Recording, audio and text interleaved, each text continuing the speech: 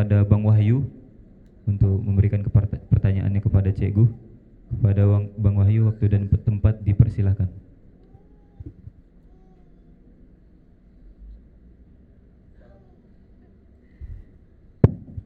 Assalamualaikum warahmatullahi wabarakatuh. Terima kasih kepada host atas kesempatan dan waktunya. Mohon izin jamaah, izinkan saya bertanya kepada Cikgu. Mohon izin Cikgu, saya ingin bertanya, seperti apakah atau bagaimanakah Allah itu, Cikgu? Karena selama ini saya hanya tahu dan meyakini Allah itu ada, Cikgu. Oke.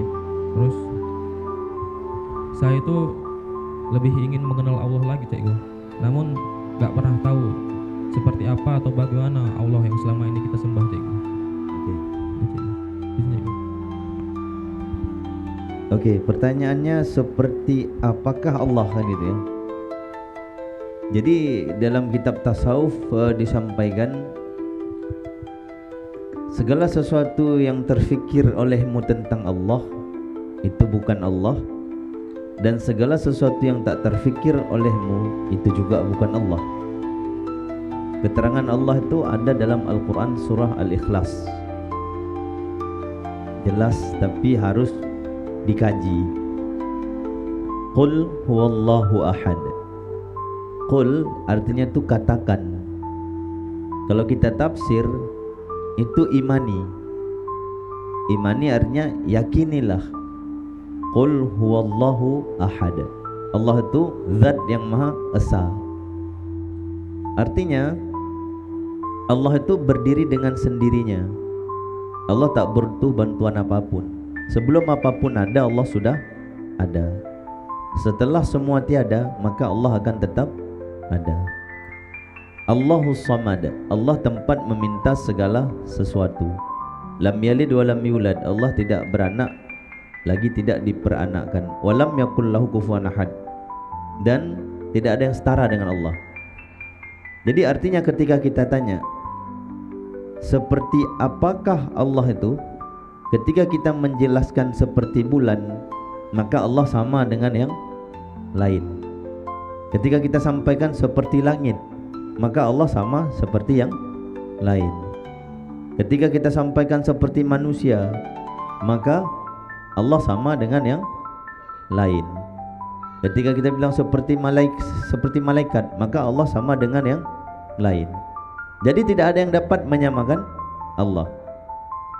Disampaikan ketika kita beriman kepada Allah, jangan engkau terlalu fokus memikirkan tentang zatnya Allah.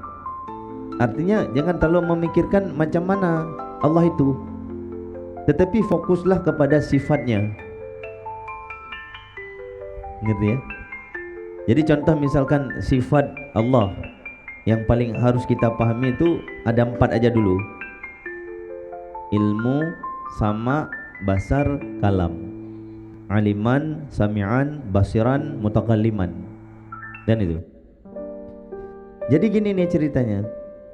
Ketika contoh misalkan abang mencari tahu segala sesuatu yang belum abang tahu, lalu kemudian abang dapat segala sesuatu yang abang belum tahu itu. Dulu misalkan abang ini belum tahu bentuk sesuatu yang abang cari, ya kan gitu. Lalu kemudian abang mencarinya. Setelah mencarinya, abang pula dapat segala sesuatu yang abang cari. Tetapi setelah abang dapat segala sesuatu yang abang cari, tidak ada manfaat dan tidak ada maknanya. Untuk apa sesuatu itu dicari? Setelah didapat tidak ada manfaatnya. Hanya sekedar mencari saja, tapi nggak ada manfaat, kan itu. Ngerti ya bang? Jadi lebih baik kayak mana? Lebih baik kita tahu macam mana beliau bersifat, kan gitu. Contoh misalkan nih, ketika abang berbicara, Allah subhanahu wa ta'ala itu as-sami', Allah maha mendengar, kan itu. Ketika contoh abang melakukan segala sesuatu, Allah itu al-basir, Allah melihat. Ketika abang menyimpan segala sesuatu, baik zahir maupun batin, Allah itu al-alim, maha mengetahui, kan gitu. Jadi gini nih ceritanya, Ainama takunu ya'ti bikumullahu jami'a innallaha ala kulli syai'in qadir wa huwa ma'akum ainama kuntum wallahu bima ta'maluna basir. Bagaimana Allah Subhanahu wa taala, ya kan gitu, melihat kita. Apa yang kita lihat Allah lihat. Abang lihat apa ini? Allah juga lihat cikgu. Tahu nggak sebenarnya yang lihat cikgu siapa? Allah cikgu. Iya. Sebenarnya yang lihat cikgu Allah. Tetapi abang dikasih lihat sama Allah. Ngerti gak sih? Itu cikgu. Jadi sebenarnya yang lihat saya itu Allah. Tetapi abang bisa lihat saya karena Allah ngasih abang untuk bisa lihat saya. Kalau Allah nggak ada, abang nggak bisa lihat saya. Berarti yang sebenarnya lihat, pada hakikatnya yang lihat saya itu Allah. Saya lihat abang juga Allah. Dan semua yang ada dalam semesta ini Allah. Semua yang ada di alam semesta ini Allah. Tetapi semua yang ada di alam semesta ini itu mati, tetapi dihidupkan sama Allah. Allazi khalaqal mauta wal hayata, kan itu. Sesungguhnya manusia itu dulu itu mati, lalu Allah hidupkan, lalu Allah matikan. Semua makhluk itu mati, tetapi makhluk itu dihidupkan. Jadi sebenarnya yang hidup siapa? Allah cikgu. Allah. Jadi semua yang hidup ini itu Allah yang menghidupkan. Jadi misalkan kita tanya, seperti apa sih Allah? Tidak seperti apa-apa, tetapi semua yang ada di sini itu Allah. Dan semua yang kita makhluk-makhluk ini kita dihidupin sama Allah. Ngerti? Ngerti cikgu. Nah, misal saya tanya ini, karena bang tanya, seperti apa Allah? Jawabannya? Tidak seperti apa-apa cikgu. Karena tidak ada yang bisa menyamakan Allah. Kalau misalkan kita bisa jawab Allah seperti ini, berarti Allah sama dengan yang itu. maka hilanglah kuasanya. Karena Allah tak sama dengan yang lain, maka kita tidak bisa menjelaskan seperti apa Allah. Tetapi kita bisa menjelaskan dan harus meyakini Allah dengar kita, Allah lihat kita, Allah tahu apa yang kita buat. Semua itu letaknya di hati kita, di iman kita. Jadi gini nih ceritanya. Boleh enggak nanya aina Allah, di mana Allah? Enggak boleh. Tetapi kita harus tahu aina itu di mana gitu ya. Di mana Allah? Di dalam diri kita. Misalkan ditanya, di mana Allah? Di dalam diri kita, di dalam diri yang hidup. Karena Dia yang hidup. Di dalam diri semua yang hidup itulah Allah. Kalau misalkan di dalam diri yang hidup tidak ada Allah, maka segala sesuatu itu tidak hidup. Jadi segala sesuatu yang hidup, maka sesungguhnya ada Allah yang menghidupkannya. Ngerti ya? Jadi misalkan ditanya, ketika kita udah tahu Allah sangat dekat, kalau kita butuh Allah tinggal apa? Sholat cikgu. Tinggal ngomong aja. Abang ada butuh sama Allah gak? Butuh apa juga bilang saya bantu. Caranya kayak gini nih, ngomong sama Allah, abang ngomong sama hati abang, gitu aja simpelnya. Abang bisa ngomong, pernah gak ngomong sama hati abang? Pernah cikgu. Abang ngomong, tapi abang ngomong lisan gini, ya Allah, tapi kita fokusnya ke hati, artinya ke dalam. Kemarin saya jelasin sama Pak Arif kayak gini. Kenapa kita nggak nampak Allah? Karena kita di luar, Allahnya di dalam. Bisa nggak kita nampak Allah? Bisa, tapi kita masuk ke dalam. Karena kalau misalkan kita di luar, kita nggak nampak yang di dalam, tetapi yang di dalam nampak yang di luar. Kalau kita mau nengok yang di dalam, maka kita harus masuk ke dalam. Kalau kita masuk ke dalam, wahdatul wujud namanya, sama-sama di dalam. Ketika kita sudah masuk dalam, barulah kita nampak yang di dalam. Nah, sekarang abang nengok ke dalam diri abang. Ketika abang nengok ke dalam diri abang, ketika abang ngomong sama diri abang, abang lagi ngomong sama Allah. Ngomonglah apa yang abang ngomong. Coba pakai mic biar saya wasilah. Ya Allah, sembahlah penyakit hamba yang selama ini telah ada dalam diri hamba, ya Allah, yang telah bertahun-tahun ada dalam diri hamba, ya Allah.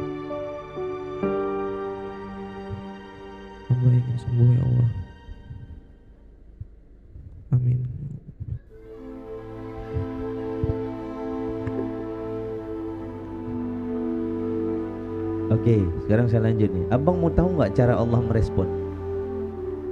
Mau cikgu. Kalau kita nggak tahu, nanti kita gagal paham. Gini nih ceritanya. Kata Allah, ud'uni, berdoalah, istajib lakum, maka akan kukabulkan, kan itu. Wa idza sa'alaka 'ibadi 'anni fa inni qarib ujibu da'wata da'i idza da'ani falyastajibu li wa liyu'minu bi la'allahum yarshudun. Dan jika hamba-hambaku bertanya kepadamu wahai Muhammad tentang aku ni qarib, dekat. Aku akan kabulkan semua permohonan hambaku, tapi asalkan mereka beriman dan beribadah kepadaku agar mereka mendapati jalan yang benar. Gini nih, abang kan doa tadi, artinya doa tuh ngomong, artinya mohon ataupun ngomong ataupun bahasa lain minta. Kita ngomong kayak ini, ya Allah sembuhkanlah pula penyakit yang ada di dalam diri hamba, kan itu. Kalau kita nggak kenal Allah, pas kita nggak sembuh nanti, kok belum Allah sembuhin gitu. Sekarang gini nih, kira-kira yang terbaik itu menurut kita apa menurut Allah? Menurut Allah cikgu. Ketika contoh misalkan nih, penyakit itu baik di dalam diri kita, maka Allah akan tetapkan penyakit itu di dalam diri Kita cikgu. karena ada sebab sesuatu di dalam penyakit itu untuk menuju kita kepada Allah. Ketika contoh penyakit itu nggak baik lagi untuk kita, maka secara otomatis Allah akan memindahkan penyakit itu di dalam diri kita, karena Allah Subhanahu wa taala selalu memberikan segala sesuatu yang terbaik untuk hambanya. Tetapi karena hamba tidak mengenal Allah, maka hamba selalu mengira, ya Allah, kenapa engkau memberikan aku penyakit? Logika mudah pahamnya kayak gini bang. Ada anak gak kenal sama orang tuanya, dia cuman kenal namanya, tapi dia gak pernah tahu maksud apa orang tuanya. Suatu ketika anak tuh gak sholat, maka orang tuanya ini marah-marah, dimarahin pula, ya gitu. Ataupun suatu ketika ada anak tuh gak sekolah, dimarahi pula sama orang tuanya. Ketika anak itu gak paham, maka dalam pandangan anak, si orang tua memarahi anak itu, betul ya? Padahal marah-marah orang tua itu tadi adalah cinta orang tua terhadap anaknya. Kenapa orang tua itu marah-marah anaknya gak sholat?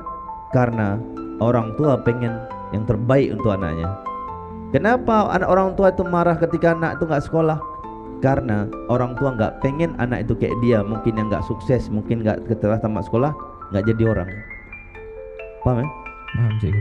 Kalau misalkan kita udah paham hal ini, semua itu cinta Allah. Ketika kita dikasih sakit, itulah cinta Allah. Bukan Allah tidak mengambil penyakit itu, tetapi dengan sakit itulah tanda cinta Allah kepada kita. Dengan susah itulah tanda cinta Allah kepada kita. Banyak orang kadang-kadang mudah, dia sehat, tetapi dia jauh daripada Allah. Bukan Allah gak cinta, tapi Allah uji dia. Jadi kalau kita udah paham, sakit, susah, semua itu adalah cinta Allah, maka kita tidak akan mempermasalahkan apapun, karena semua adalah cinta Allah. Saya mau tanya sama abang, kalau misalkan penyakit dalam diri abang itu cinta Allah, abang mau hilang gak? Tidak cikgu. Harusnya abang apa? Bersyukur cikgu. Senang ya? Senang cikgu. Ini contoh-contoh nih, contoh dulu. Mana cikgu bukti cinta Allah? Sakit Wahyu. Dengan sakit Wahyu mau ngaji. Mungkin kalau sehat belum tentu mau ngaji. Dan banyak juga kadang-kadang kita ini dikasih masalah, akhirnya Allah hantar kita kepada tempat yang diberkahi.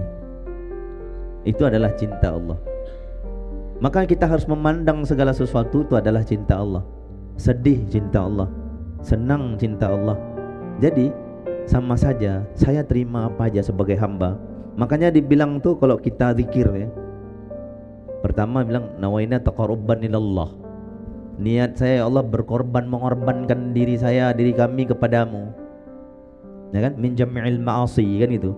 Dan berusaha meninggalkan segala maksiat yang kau larang ya Allah. Qauluhu ta'ala afdalu dzikri. Selalu kemudian kami menyebutkan qaul lisan kami, afdal sebaik-baik zikir, ingat la ilaha illallah. Semua enggak ada, yang ada hanya Engkau ya Allah. Berarti yang ada hanya Allah. Yang membuat kita sakit berarti Allah. ketika contoh Allah buat kita sakit, Berarti kira-kira Allah nyiksa kita apa Allah sayang kita? Sayang, Cik. Karena Allah tahu. Karena hambanya itu yang kualitas, Allah tahu kualitas hambanya. Kalau ini sehat, maka dia nanti lupa kepadaku, maka ku titipkanlah pula dia sakit. Kalau dia sakit, nanti dia ingat kepadaku. Makanya dalam hidup kita gak senang terus, kadang susah, kadang mudah, kadang kecewa, kadang sakit. Sebenarnya orang tua saya bilang dari dulu, yang susah itulah sebenarnya mudah, yang mudah itulah sebenarnya susah. Karena banyak orang ketika susah dia mudah ingat Allah, ketika sakit dia mudah ingat Allah, tetapi pas dia senang, maka banyak orang lupa kepada Allah. Jadi sebenarnya itu bukan sakit, bang. Jadi abang merubah sugesti abang, itu bukan sakit, itu adalah cinta Allah. Maka apa yang terjadi pada abang? Abang akan tersenyum. Saya bukan bilang-bilang aja, karena juga saya ngalami. Mungkin kemarin abang pernah dengar saya ada sakit dari kecil ya. Ada, Cik. Ya, dari dulu saya bilang itu bukan sakit, tetapi cinta Allah sama saya. Ketika contoh misalkan kita ada sakit dalam tubuh kita, ketika nanti kita lupa kepada Allah ataupun kita melakukan maksiat, baik zahir maupun batin, nanti sakit itu akan bereaksi. Dengan sakit itu kita ingat mati. Dengan kita ingat mati nanti kita berusaha meninggalkan maksiat. Insya Allah Allah mudahkan untuk taat. Bukankah Amin. itu cinta Allah? Iya, Cik. Nah, kalau misalkan abang udah sadar itu cinta Allah, ikhlaskan aja. Siap, Cik. Maka Allah rubah kalau itu sakit jadi cinta. Kalau misalkan itu sakit, Allah pindahkan itu. Maka sebenarnya dalam hidup ini tawakal, pasrah kepada Allah. Karena kita dihidupkan untuk Allah, kita diciptakan untuk beribadah. Terserah Allah mau suruh kita apa, yang penting kita mengabdi saja kepada Allah sesuai dengan apa yang Allah mau. Insya Allah kita akan bahagia. Amin ya Allah. Terima kasih Cikgu. Mohon izin Cikgu, boleh bertanya satu lagi Cikgu? Izin Cikgu. Lebih dahulukan sedekah atau membayar hutang Cikgu? Oke. Jadi misalkan ditanya lebih bagus sedekah apa berhutang? Berhutang. Ya kan gitu. Abang punya hutang, abang bayar dulu hutang. Karena bayar hutang juga sedekah. Jadi sedekahnya orang berhutang, sedekahnya orang berhutang, sedekahnya orang berhutang bayar hutang. Orang berhutang kalau dia bayar hutang dia dapat pahala sedekah. Tapi ingat jangan hutang lagi, jangan enak nanti. Ya udah aku aja berhutang aja lah bersedekah kayak gini aja, jangan gitu. Maksudnya kayak gitu loh maksudnya. Ketika sulit itu Allah mudahkan dengan satu cara gitu maksudnya. Jadi misal katanya lebih bagus sedekah apa bayar hutang? Bayar hutang lebih utama. Insya Allah nanti kalau lunas hutang baru sedekah. Yang sok-sokan nanti sedekah tapi hutang belum lunas. Ya kayak gitu. Baik, Apalagi Cikgu. orangnya udah nagih-nagih, udah buat status pula dia gitu. Sedekah hutang aku belum kebayar berarti. Insyaallah mudah-mudahan kita nggak kayak gitu ya. Amin. Baik Cikgu, sepertinya itu saja dulu Cikgu. Terima kasih atas penjelasannya. Insya Allah